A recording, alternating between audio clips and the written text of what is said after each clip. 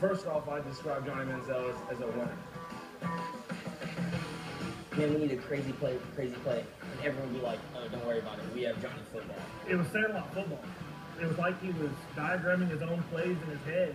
He literally can do anything on a field. That's Johnny. I mean, there's no other way to put it. I mean, you can't explain it. That's Johnny.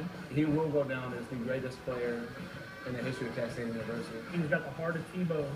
He's got hands athleticism, but he's above all these guys.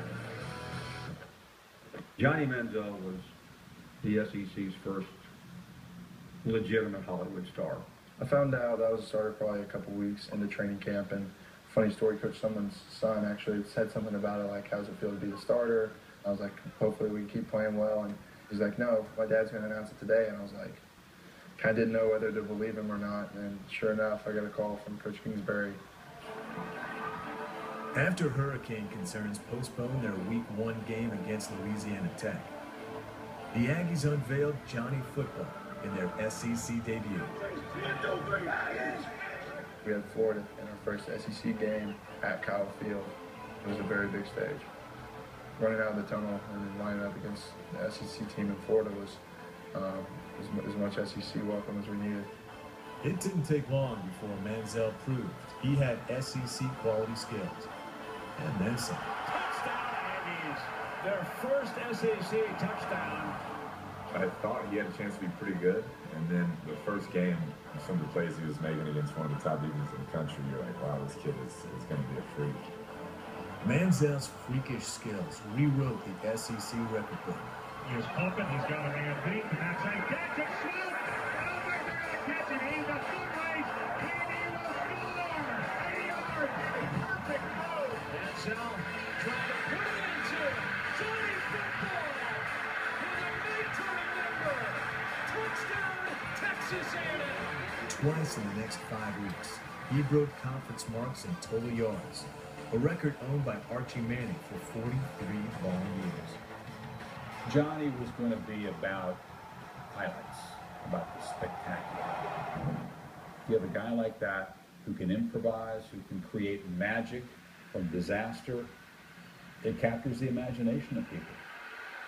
The Heisman race is all about somebody can look like they have it so locked up early in the season. That year, Geno Smith was absolutely tearing it up and didn't look like anybody was going to be able to take it away from him. It was really his to lose. West Virginia had a couple slip-ups, and then I started gaining a little bit of momentum and being on the lower half of some Heisman lists.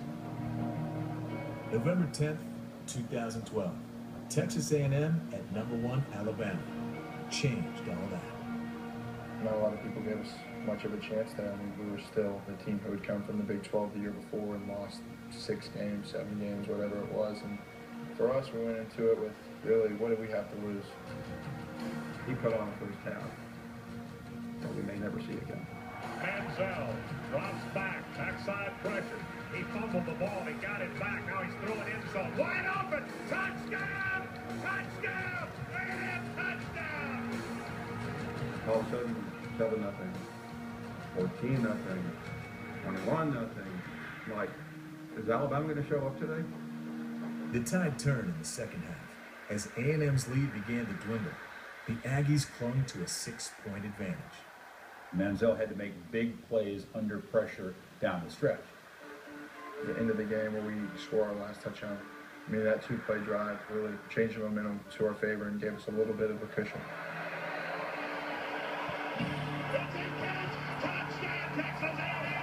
Alabama SEC fans are about as passionate and as crazy as they get. It was really deafening there, and the thing that I do know is when we ran off the field at the end of the game, it wasn't near as loud. They just did! Lightning in a bottle in Tuscaloosa! To do that to Alabama's defense, to Nick Saban's defense in Tuscaloosa, it was pretty hard to deny his greatness as a player that year. The game changed my life forever.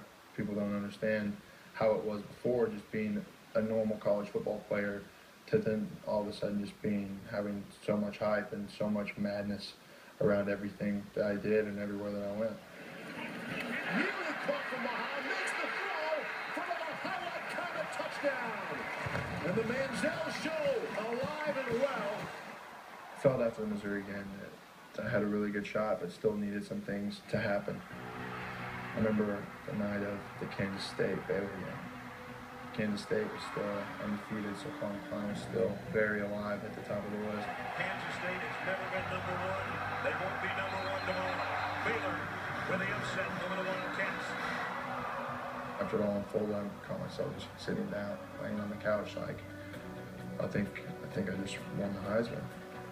Might this be the year the final class barrier is broken down by the voters? A first ever freshman to win the Heisman Trophy. 5 years after Tim Tebow became the first sophomore. I remember sitting there feeling as if my shirt was moving, like my heart was beating so fast, and seeing my shirt was moving. And I remember looking down at one point just to make sure that I was like, that's not possible. The 2012 winner of the Heisman Memorial Trophy is Johnny Manziel. It's like the weight was lifted off my shoulders once my name was called. To the 12th man, to Texas A&M, Kerrville, Texas, and Aggies everywhere, this Heisman Trophy is for you. Giggle. I thought the Alabama game changed my life. The trophy, it did 10 times more. Being a freshman, it had never been done before. It almost turned my life into a movie.